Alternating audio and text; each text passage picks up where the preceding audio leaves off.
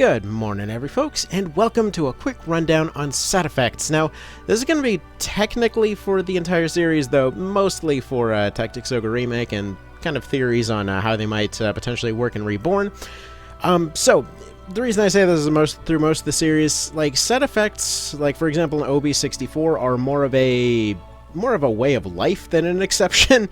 Pretty much every class has, almost every class is a set effect. They weren't really a thing in March of the Black Queen. In Night of Lotus, you only had a small handful of them. Like, if you got all the Saint items, you became immune to dark magic, for example. If you got all the Candy Cane items, you got 10% health back per round because you were eating your armor. Or if you had the Sherwood set, you would get +2 movement. And generally speaking, aside from the Sherwood set, you really wouldn't see too much of those set effects around. You had to go to Deneb's shop and then basically beat the game in order to get the Candy Cane set, by which point 10% health back isn't really going to do anything for you. And the Saint effect, well, I hope you really like quest mode, because that's the only way you're getting all that stuff. But anyway, then we get to Lucked, which has had kind of an interesting set of effects here. So we're going to start off with, there's 4 sets in this one. One of them is going to be very easy to get, the rest less so.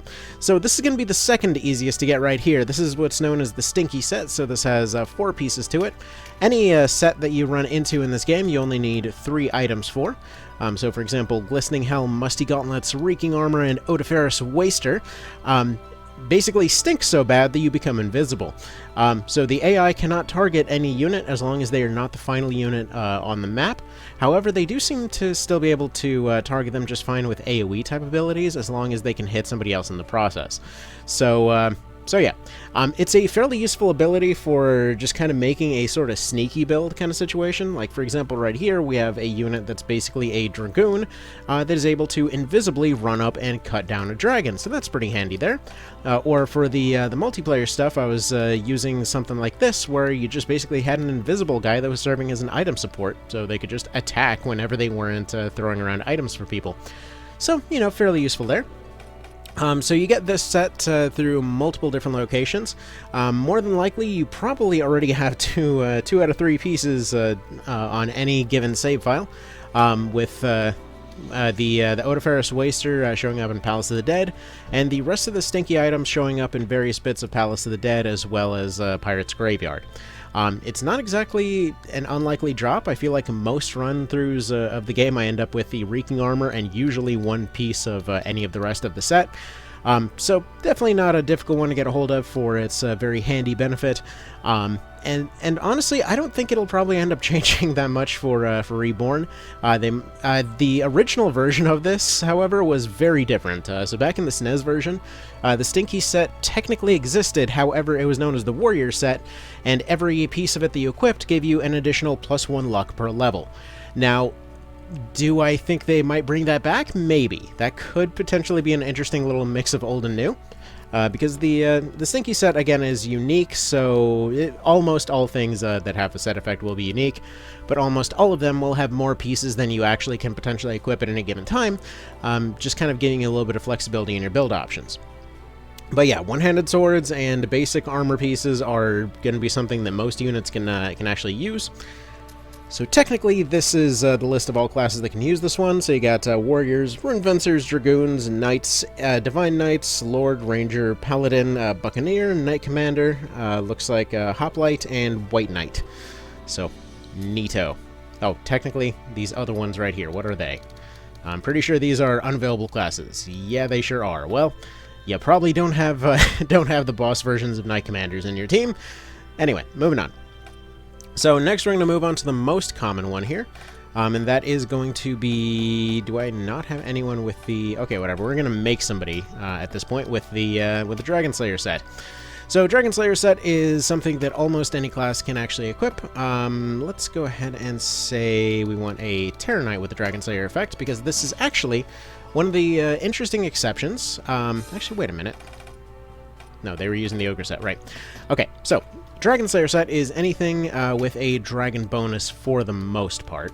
So, for example, we go over here, we get some worm scale. You can use either the worm scale helm or the worm scale sleeves. There we go. These ones right here. Basically, this just kind of comes down to what you'd prefer. The sleeves are more defensive. The worm scale has more strength. So whatever you're kind of currently missing at the time.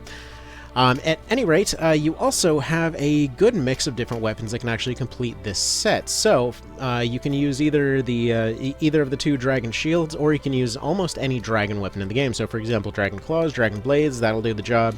One of my personal favorites is combining it with the dragon fang. Basically gives you, with all the pieces combined, it gives you a massive dragonology bonus, to the point that a warrior running the dragon fang can basically be a dragoon without even needing the dragon set on it. Basically going for a double envenom stab, more or less. You have the Fafnir's Heart in one-handed swords. You have the Balmung over in two-handers, if you're making that mistake. Over here on axes, you got the Terror Axe and the Dragon Axe available for you. For spears, one of them did this. We'll try to remember which one it is. You got the Ventisca. Actually, I believe let me double check that the Ventisca is on the list. I remember that being in the One Vision notes as something that was weirdly missing. Next, we got, what was it? Sanguine Hammer or something like that? Yeah, Sanguine Hammer and Dragon Hammer. And then nothing for 1 HKs, 2 HKs, cudgels, or whips, or any of that. So, let's say you want to have the Dragon Slayer effect on somebody else, which actually I didn't mention that, did I? So, this gives you Dragon Slayer on anybody. So that is the exact same as the Dragoon ability, but you can basically use it on any class. So, for example, right here, the reason that I would want to go for, let's say, something like the Terror Knight here. You potentially could have a unit that's able to throw out some of the most insane damage in a single round possible. So, like, let's say we got something like, Flame Flail and all this other stuff, right? So, let's say they go in, they throw out a Lament of the Dead, they follow it up with a Spark Spear 3, and then they go in combining a Dragon Slayer and a melee hit to finish them off, that kind of thing. Basically, the reason why this would potentially be useful, Fear decreases both offensive and defensive stats across the board, meaning that it's one of the few ways that... Basically, Fear is one of the few things that can actually reduce kind of armor in general, so to speak. But using something like magic on a melee character means that you're not building up TP on that unit, so they wouldn't be able to get out of said damage hole all of a sudden by going and using their TP moves.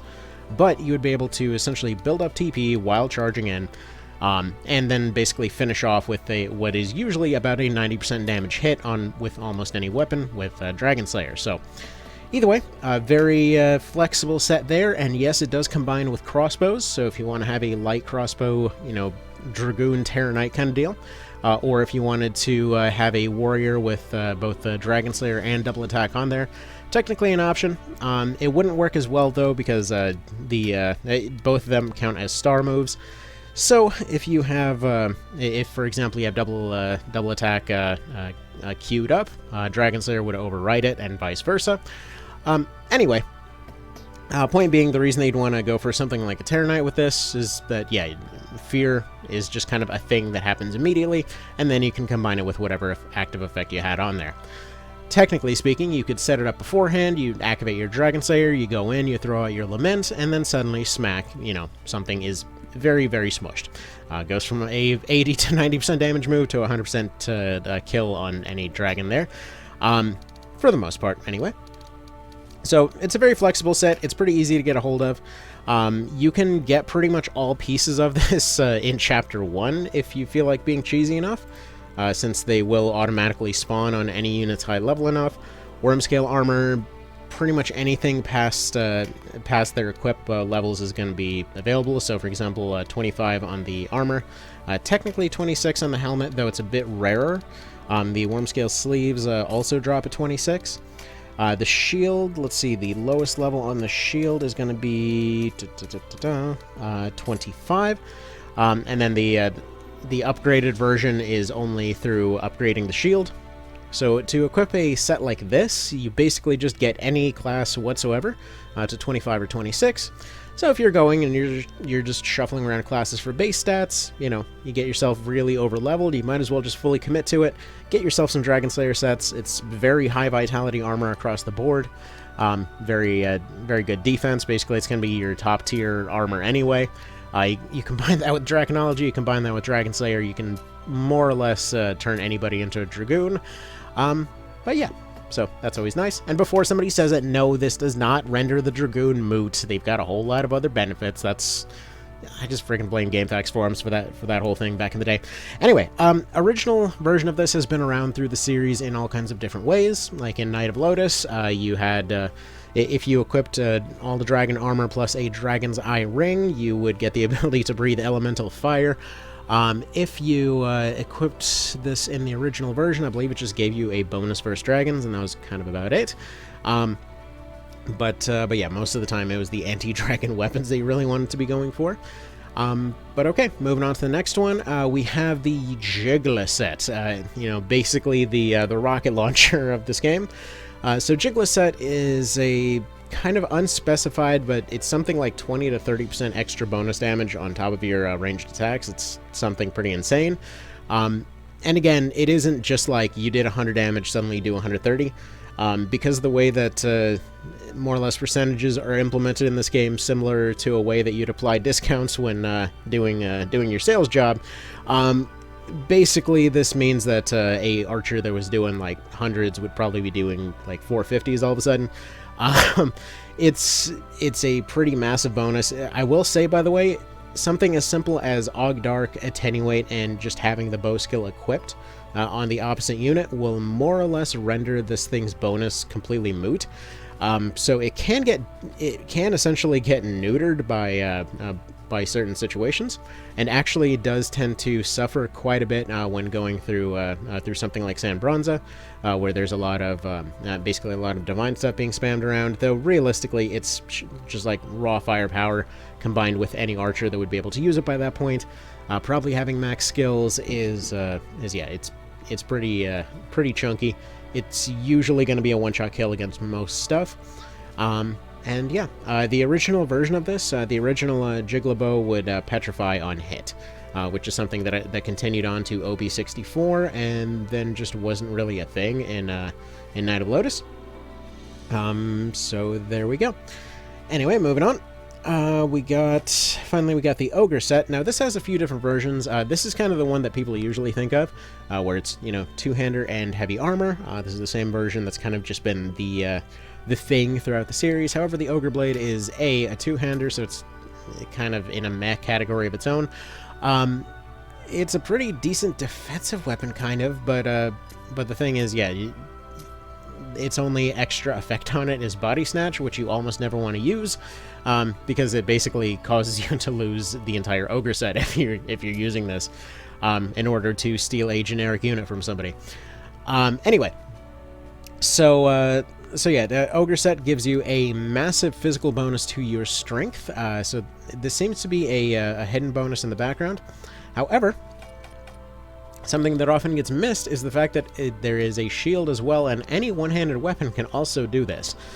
So for example, this is what I like to call the Enforcer build. It's personally what I consider the strongest single unit setup in the game, just because the massive strength bonus also applies to a Damask Light Crossbow, which also has an already one-shot kill potential finisher on it. But for example, you do this, plus you put Og Fire on there, suddenly you have more or less a chunky grenade launcher unit.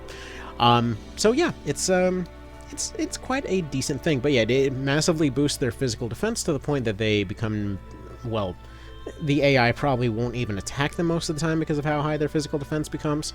And interestingly enough, this actually used to be the domain of the final effect that we're going to cover. So again, Ogre Set, you get this from the two kind of last boss encounters, however you choose to go do them. So Roderick and what's his face, Dorgy. So yeah, both of them can drop pieces of the armor set. It's actually one of the few cases where you can steal equipment as well. So with high enough steal, I think it's rank 5 or so. I believe that's where you get the Ogre Shield. And yeah, so you can steal the Ogre Set from them. And additionally, you can also get pieces of this in the Blackmoor fight in Palace of the Dead. The original version of this just seemed to be a hefty strength bonus, and kind of that was about it. However, this one was completely borked in the original one. So this is known as the Dark Deeds set or Evil Road set, whichever you want to go with. So Dark Deeds in this version is basically an improved version of Lament of the Dead with a 100% chance to slow, hobble, and fear, with a slightly higher cost at 70 TP. So it doesn't even check defenses, it doesn't even check resistances, that stuff is just gonna happen. So this is already a ridiculously strong effect, and you can, again, put it on different units. So for example, a Berserker can go and use this alongside their Berserk ability for some very nice effects. The items, aside from the Thanatos armor, the items are kind of rare though, and you do have to go through Palace of the Dead to get all of them. They are in the later parts of Palace of the Dead, but the set itself has great stats, has a great effect on it, has great proofs on it as well, so easily, I'd say, probably one of the stronger effects in the game. Like, really, I feel like this is just second only to the Ogre Set, just because with the Ogre Set, you know, dead is dead. In this case, you have something that's a bit more tricky, though funnily enough, the Shaitan's Belova, which is actually a bit of an English slash kind of messed up version of this particular name, because this was originally the it's supposed to be Satan's Heart. That's what it is. So through a combination of English and a whole bunch of weird mistranslations, it just became the Shaitan's Belova. But yeah, this thing is basically a scythe that is also an axe. This is the standard set, more or less, of the Dark Knight and OB64. This was just a random item you could get in March of the Black Queen. However, in the original version, this was completely messed up because it was the Dark Set used to consist of something very different. Hi there. Okay, minor correction on that last bit there. Apparently, the Shaitan's Belova is actually not part of this effect. I double-checked it, and yeah, apparently it should be. Apparently this was like a thing added in one vision, and that's why I'm thinking that. Which kind of sucks, because, yeah, you know, you got this hammer here. The hammer's pretty good, but then you got the axes, and, you know, this thing is way worse, but it's making a good case for axes at least. So, either way, you had the Dagda's hammer, which could essentially combine with any of the dark items. So Shadow Greaves used to be a part of this. And then combining all of these, you ended up getting... you more or less just got the Lich effect from Knight of Lotus. You were just physically invulnerable to damage at that point. But the original Dagda's hammer was completely busted to the point that it was honestly better than the entire set effect. Because the original Dagda's hammer had something called Brain Fry on it, which was a 100% hit chance charm move with a long range. So it was more or less the mind control stick. But anyway, this instead turned into Petra Burst and Stone Proof with an Og Dark on there, but, you know, it is what it is. So, either way, that'll be that. That's all the set effects here for now. And yeah, hopefully this gave you some ideas on potential different stuff you could do with these things. And yeah, if there's any more stuff you want to see covered, do let me know. I've been trying to cover as much oddly specific mechanical stuff as possible lately. And, you know, it's always fun to check these things out. So, y'all have a good one. Take care. See you then.